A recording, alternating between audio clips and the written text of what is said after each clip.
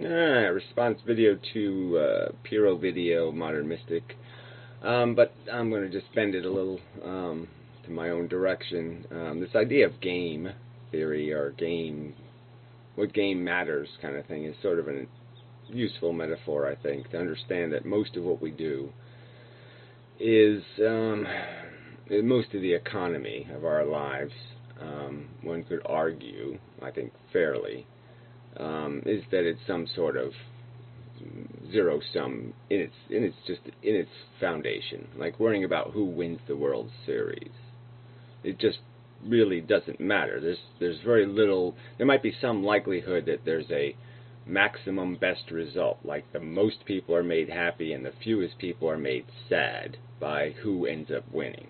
And that certainly you could construct it with some drama, like some heroic figure does some heroic thing and it makes it more exciting and so that more people are pleased by the experience.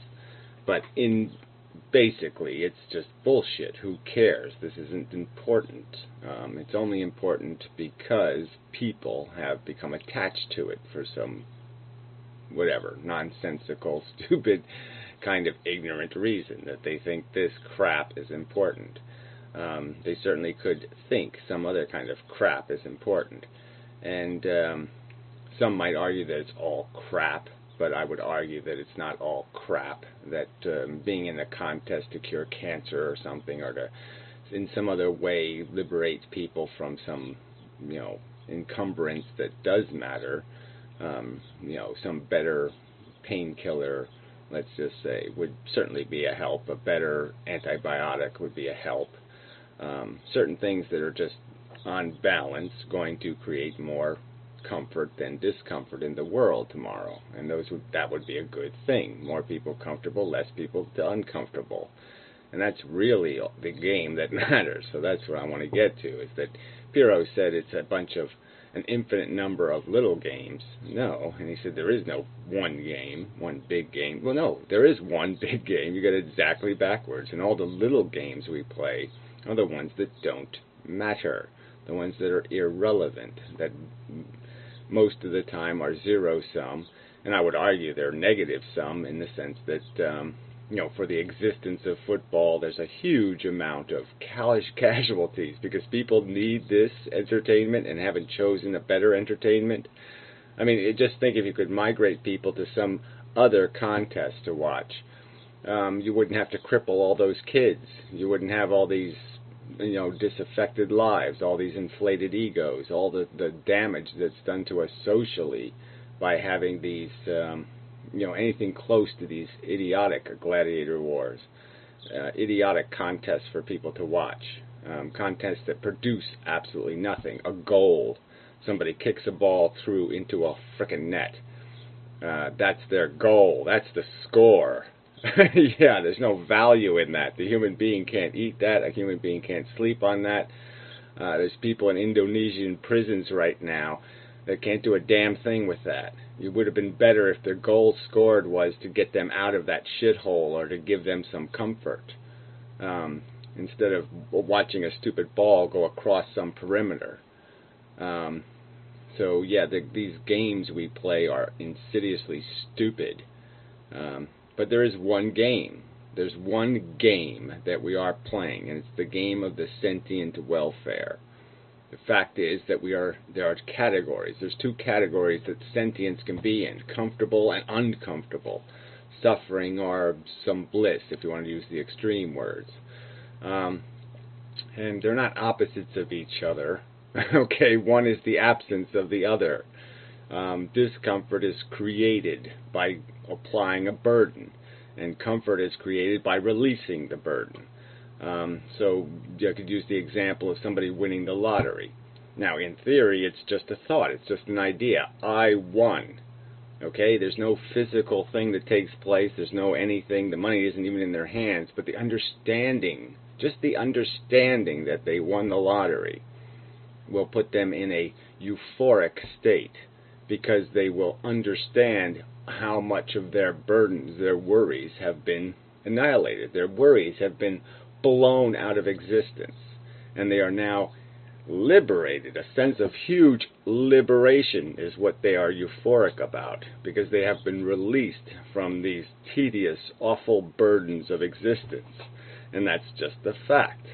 So just the idea of burden relief, just it's like understanding that there's a being in pain and understanding that there's a pain reliever just 50 feet away, and all I have to do is walk over there and I'll be relieved of my pain.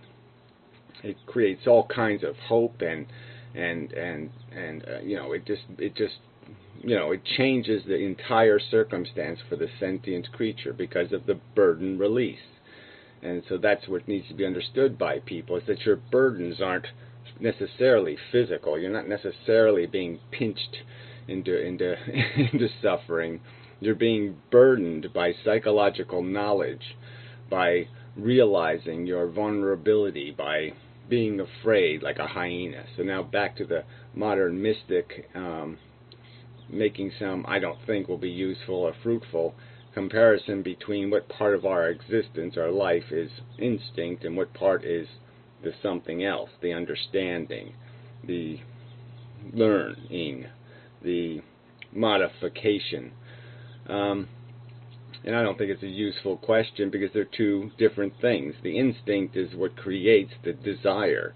It creates the capacity to accept burden, to understand burden, to feel burden.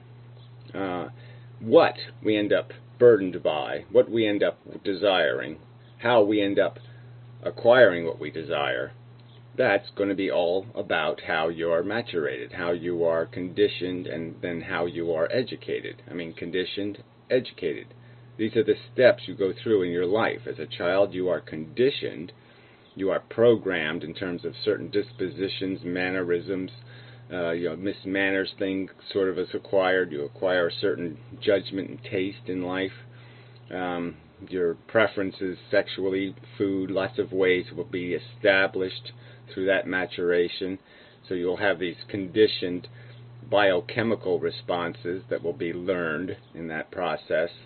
And then as you grow older, further, you'll acquire knowledge of how the system works. And now your behavior will be modified substantially by those understandings, by understanding what your vulnerabilities are and what your strengths are and your talents are. And understanding those things will change your reactivity substantially. It'll give you immunity to some things you are innately afraid of or even conditioned to like, and you will fight against that conditioning. Try to modify it where you can.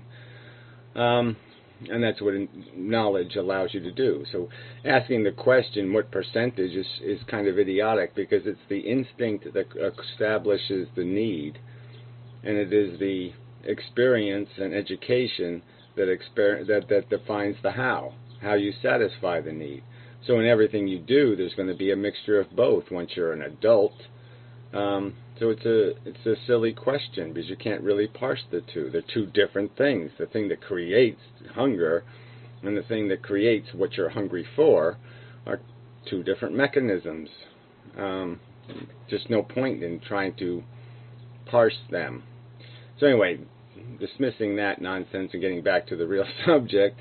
So there is this one game, and the game is burden relief in the end.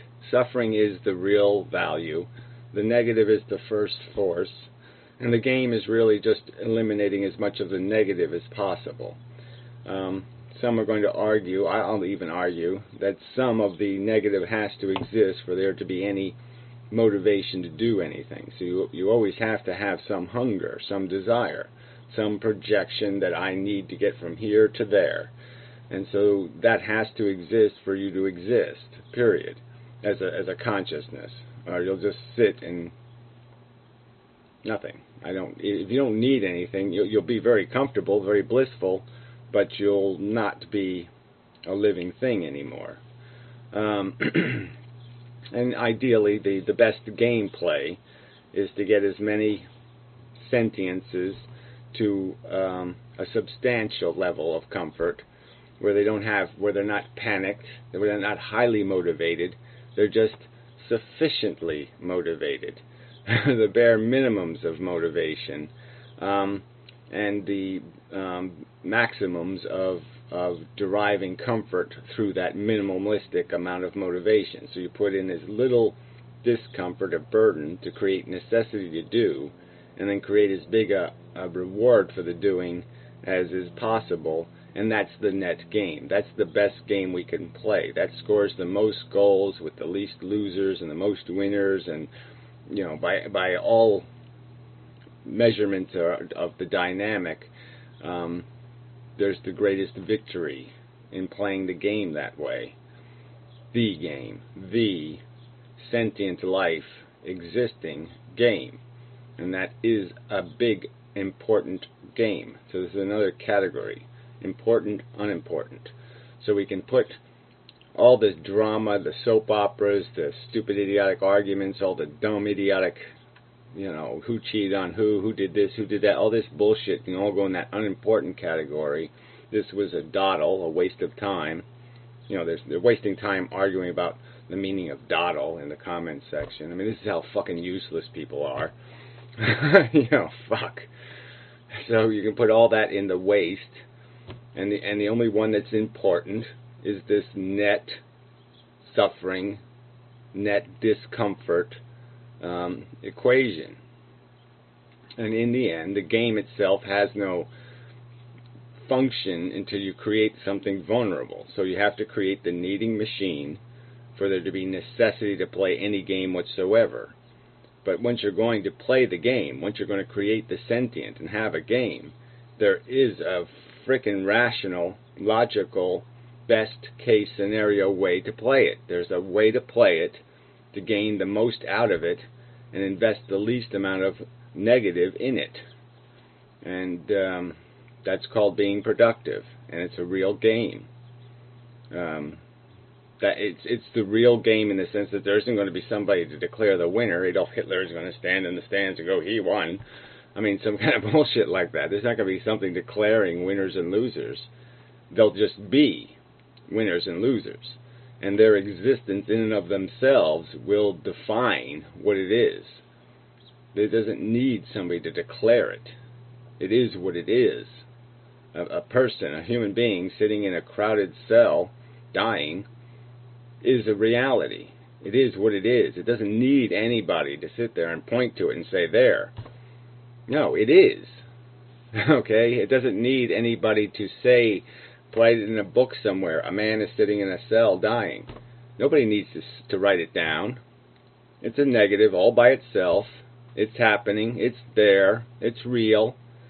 And it doesn't need to be in a record book somewhere to be a fact and to be in this net endgame solution. So you as an individual either have a productive impact on the world or you will have a negative impact on the world. You will make the more people in the future, more sentient creatures in the future suffer more, or you'll make them suffer less. You'll create more need in the world, more chase, more desire, more running, or less. That's just a fact. You'll either suck or you won't suck. Period. And it doesn't need to be declared by me.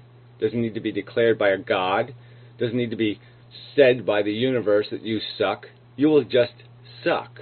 Period. You will be unproductive. Again, if I have a car and the car doesn't start, I don't need to say the car won't start.